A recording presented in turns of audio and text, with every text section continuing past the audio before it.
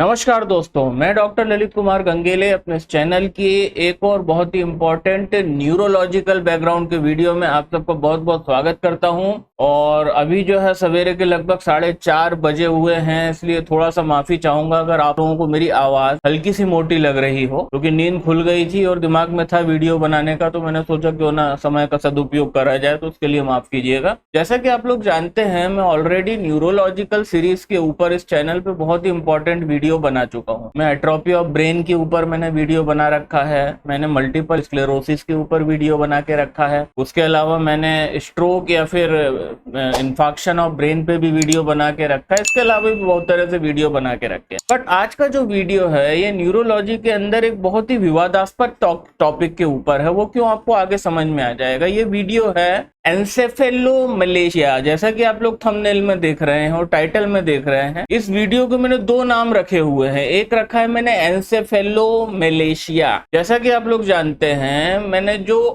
Osteomalacia के ऊपर video बनाया था, तो वहां पे मैंने बताया था कि ऑस्टियो मतलब हड्डी, और जो मलेशिया शब्द होता है ये मेडिकल बैकग्राउंड के अंदर, मेडिकल फील्ड के अंदर ये सॉफ्टनिंग के लिए यूज होता है। Whenever we have the excessive softening और loss of texture of any specific tissue, तो उसको हम मलेशिया बोलते हैं। जैसे बोन्स हमारी सॉफ्ट हो जाती हैं तो वो ऑस्टियोमलेशिया कहलाता है। यहाँ पे इस वीडियो का जो शीर्षक है वो दो शीर्षक है, एक्चुअली दो इसके नाम हैं। एक है एन्सेफेलोमलेशिया पहला नाम, दूसरा नाम ल्यूकोमलेशिया, और जो तीसरा नाम है that is plainly softening of the brain. ठीक है ना। तो ये तीन इसके बेसिकली नाम है। ये तीन नाम क्यों हैं? क्योंकि आम बोलचाल की भाषा में जो हम जिस समस्या की बात कर रहे हैं इसको ब्रेन की सॉफ्टनिंग होना बोलते हैं। क्योंकि ब्रेन का एक टेक्सचर होता है, एक इको टेक्सचर होता है। What is echo texture? जब भी किसी चीज के ऊपर रेडियो वेव्स या फिर अल्ट्रासोनिक वेव पड़ती है सोनोग्राफी वाली, तो उस एक चीज की एक स्पेसिफिक डेंसिटी होती है। समझिएगा मेरी बात। जैसे हमारा लंग सबसे ज्यादा सॉफ्ट ऑर्गन है, तो हमारे लंग की इको डेंसिटी, इको टेक्सचर अलग है, सॉफ्ट है।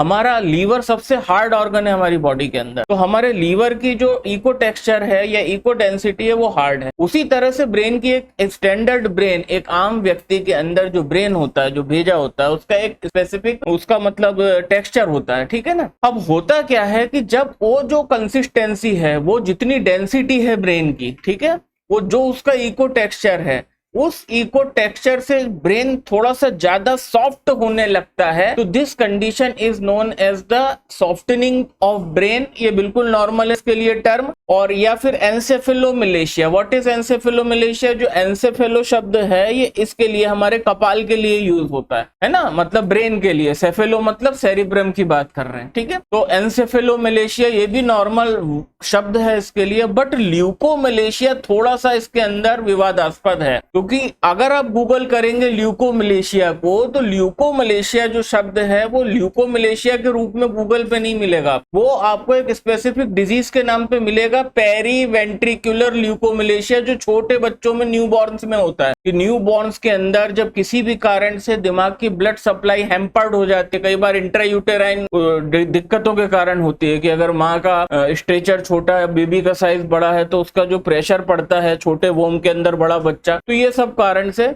तो जब भी आप ल्यूकोमलेशिया शब्द को आप गूगल करोगे तो वहां पे आपको हमेशा हर वेबसाइट पे मिलेगा पेरीवेंट्रिकुलर ल्यूकोमलेशिया। ल्यूको मतलब व्हाइट, ल्यूको मतलब व्हाइट, हम बोलते हैं ना ल्यूकोसाइट मतलब व्हाइट ब्लड सेल्स, है ना। उसी तरह से ये ल्यूको है, और मलेशिया मतलब सॉफ्टनिंग, मतलब softening specially of the white matter की मैं बात कर रहा हूँ। तो ये थोड़ा सा मैं विवादास्पद मानता हूँ उसको, इसलिए कि मैंने आज तक जितनी भी सॉफ्टनिंग ऑफ ब्रेन की रिपोर्ट्स इंडिया के अंदर मतलब अपने कैरियर में देखी हैं, उन सब के अंदर लिखा हुआ था leukomalacia, the case of the leukomalacia. उसके साथ साथ एंड या और लग के लिखा हुआ था सॉफ्टनिंग ऑफ ब्रेन। बट ये जो ल्यूकोमलेशिया टर्म है, मतलब इस वीडियो के मैं टाइटल में भी तीन चीज डाला हूं, है ना, कि एन्सेफेलोमलेशिया, ल्यूकोमलेशिया या सॉफ्टनिंग ऑफ ब्रेन पे ये वीडियो है। और ल्यूकोमलेशिया थोड़ा सा विवादास्पद हो सकता है, और ये पूरी भूमिका और ये पूरा कार्यक्रम मैंने इसलिए बताया कि कल को कोई मेरा हेटर आके इस बात को मेरे को ना बोले कि यार आपने तो ल्यूकोमलेशिया पे वीडियो बनाया था, ऐसी तो कोई टर्मिनोलॉजी नहीं है ना। हम तो जब भी ल्यूकोमलेशिया सर्च करते हैं हमको पेरीवेंट्रिकुलर ल्यूकोमलेशिया ऑफ इन्फेंट दिखता है, छोटे बच्चों का, तो इसलिए मैंने बता दिया। जाती है। तो what is softening of brain? Softening of brain का कारण क्या है? What is the cause of it? इसका कॉज जो है, सबसे पहले मैं एक बता दूं, एक रेयर कंडीशन होती है जेनेटिकली डिटरमाइंड डिसऑर्डर, जिसके अंदर मैंने 10 से 12-15 साल के बच्चे के अंदर ब्रेन की सॉफ्टनिंग होती देखी है। वो सॉफ्टनिंग के साथ साथ कई बार उसमें एट्रोपी भी होती है। मैंने एट्रोपी ऑफ ब्रेन के ऊपर जो वीडियो बनाया उसमें मैंने बताया कि जो एट्रोपी, ब्रेन का श्रिंक होना, सिकुड़ना, वो ओल्ड एज में बिल्कुल नॉर्मल है, बट उसको हम रियरली बहुत कम एज के लोगों के अंदर देखते हैं। यूनिलेटरल देखते हैं कि एक तरफ का ब्रेन है वो डेवलप करना बंद कर दिया, दूसरी तरफ का ब्रेन बच्चे का डेवलप हो रहा है, बच्चे का साइज भी बड़ा हो रहा है, तो यहाँ पे एट्रोपी हो गई। इसी तरह से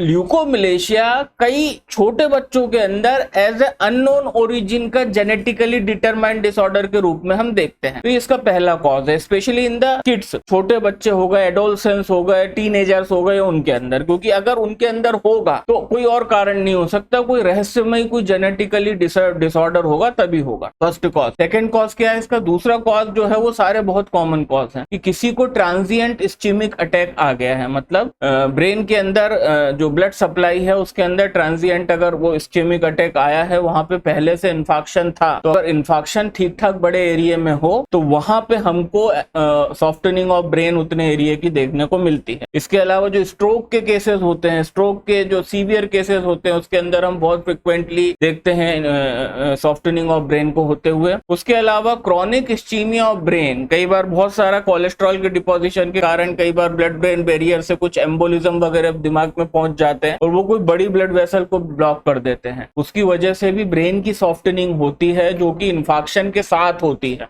इन्फेक्शन मतलब स्ट्रोक के साथ होती है। और उसके अलावा चौथा जो कॉज है, उसके अंदर जो रोड साइड एक्सीडेंट होते हैं, जो ट्रोमा होते हैं, trauma to the skull and head injuries जो होती हैं, वो एक्सटेंसिव हेड इंजुरी में अगर हिमेटोमा वगैरह है तो उसकी वजह से हम सॉफ्टनिंग ऑफ ब्रेन को होता हुआ देखते हैं। और इसके अलावा भी पांचवें कॉज के ऊपर वही बात आ गई कि कुछ स्पोरेडिक केसेस भी होते हैं कि कई बुजुर्ग लोगों के अंदर सॉफ्टनिंग ऑफ ब्रेन स्टार्ट हो जाती है। कई बार इसको हम मिड एज में भी देखते हैं, 50s में देखते हैं, जैसा कि मैंने शुरू में बताया पहले कॉज में कि इसको हम छोटे बच्चों के अंदर भी कुछ रेयर जेनेटिकल डिसऑर्डर में देखते हैं। तो ये सब इसके कॉज हैं। अब इसके साइन एंड सिम्टम क्या होंगे दोस्तों? इसके साइन एंड सिम्टम इस बात पर डिपेंड करेंगे कि भेजे के किस हिस्से में, ब्रेन के किस हिस्से में सॉफ्टनिंग हुई है। अगर ब्रोकास एरिया में सॉफ्टनिंग है, जहां से हम स्पीच कंट्रोल करते हैं, तो वो सॉफ्टनिंग के कारण वो एरिया जो है वो पैरालाइज या पैरासिस हो जाएगा। इनिशियली पैरासिस होता है। What is paresis? Incomplete paralysis को या पार्शियल पैरालिसिस को पैरासिस बोलते हैं। तो इनिशियली क्या होगा, उसकी जबान लड़खड़ाने लगेगी। अगर ब्रोकास में, एरिया की एक एग्जांपल दे रहा हूं कि ब्रोकास एरिया से हमारा स्पीच कंट्रोल करते हैं हम, ठीक है, वो हमारे टेम्पोरल लोब में होता है, तो वो बोल नहीं पाएगा। पहले तो वो स्लरी स्पीच होगी, स्लरी स्पीच के साथ साथ फिर वो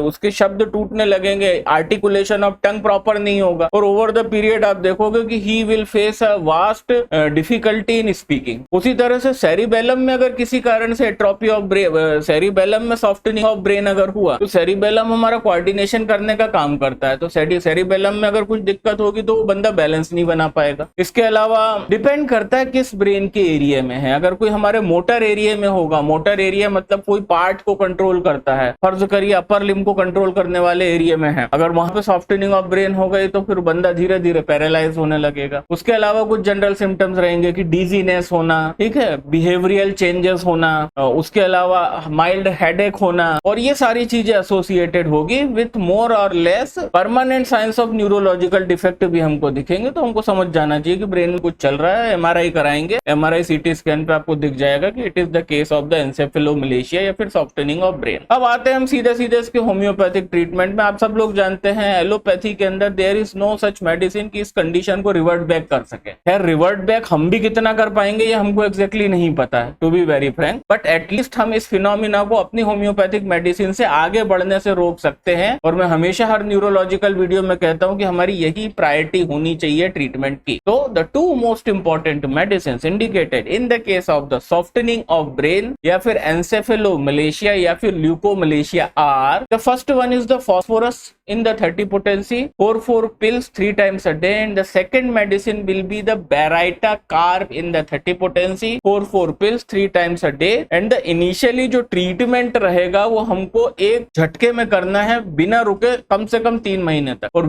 3 महीने के पहले कोई भी केस का रिव्यू मत करिए, कोई भी केस के अंदर इंप्रूवमेंट्स को जज करने की कोशिश मत करिए, क्योंकि न्यूरोलॉजिकल केस है। कम से कम इतना आप काम करेंगे तब जाके आपको ये चीज समझ में आएगी कि हाँ, the progression of the disease of patient has been stopped, और अगर उसकी किस्मत ठीक हुई और आगे डैमेज बहुत ज्यादा नहीं हुआ होगा अगर ब्रेन को, तो चीजें रिवर्ट बैक हो सकती। तो बहुत बहुत धन्यवाद आप सभी लोगों का समय निकाल करके इस चैनल से जुड़ने के लिए, वीडियो को देखने के लिए। इस हफ्ते में आने वाले इवेंट और हर मंगलवार को रात में 9:30 बजे, गुरुवार को रात में 9:30 बजे और रविवार को रात में 9 बजे होने वाले लाइव स्ट्रीम सेशन में आप सबसे मुलाकात होती है। तब तक के लिए नमस्कार।